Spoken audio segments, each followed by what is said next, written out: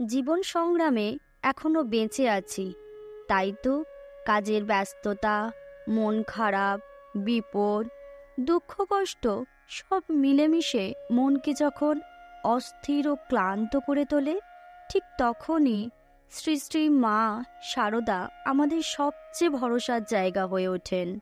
তিনি উঁচু নিচু ভেদাভেদ ভুলে সকলের কাছে নিজেকে মা হিসাবে তুলে ধরেছিলেন, একেবারে সত্যিকারের মা।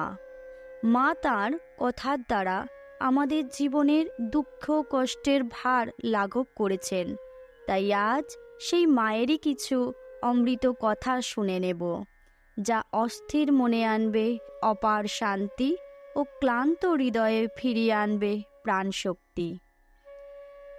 ঠাকুর রামকৃষ্ণের সাধন সঙ্গিনী শ্রী শ্রী মা শারদা বলেছিলেন, যদি শান্তি চাও মা, কারোর দোষ দেখো না, দোষ দেখবে নিজের। জগৎকে আপনার করে নিতে শেখো, কেউ পর নয় মা, জগৎ তোমার। সবাইকে সমানভাবে ভালোবাসো, যাকে ভালোবাসো তার কাছ থেকে কিছু দাবি করো না। তুমি যদি দাবি করো তাহলে কেউ তোমাকে বেশি বেশি দেবে, আবার কেউ কম দেবে। তখন কি হবে? যে বেশি দিচ্ছে তুমি তাকে বেশি ভালোবাসবে। এর ফলে তোমার ভালোবাসা আর সবার প্রতি সমান থাকবে না। কর্মফল ভুগতেই হবে, তবে ঈশ্বরের নাম করলে যেখানে ফালসে দুটো সেখানে সূচ ফুটবে। জপ তপ করলে অনেকটা খণ্ডন হয়। কত সৌভাগ্য মা এই জন্ম। খুব করে ভগবানকে ডেকে যাও।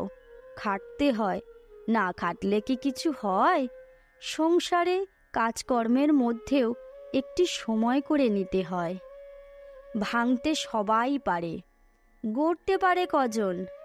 নিন্দা ঠাট্টা করতে পারে সবাই, কিন্তু কি করে যে তাকে ভালো করতে হবে তা বলতে পারে কজনে?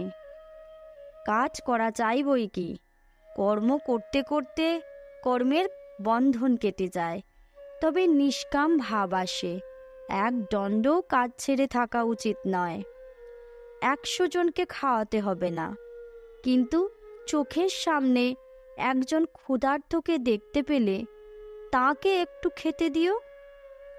যেমন ফুল নাড়তে নাড়তে ঘ্রাণ বের হয়, চন্দন ঘষতে ঘষতে সুগন্ধ বের হয়, তেমনি ভগবত তত্ত্বের আলোচনা করতে করতে তত্ত্বজ্ঞানের উদয় হয়।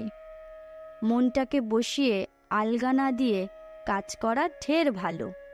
মন আলগা হলেই যত গোল বাঁধায়।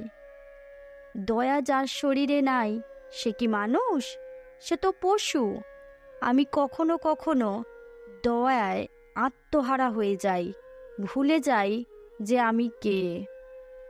মায়ের এই অসাধারণ অমৃত কথা আমাদের হৃদয়ে এক অপার শান্তি এনে দেয়। তাই মায়ের কথার সঙ্গে যুক্ত থাকুন।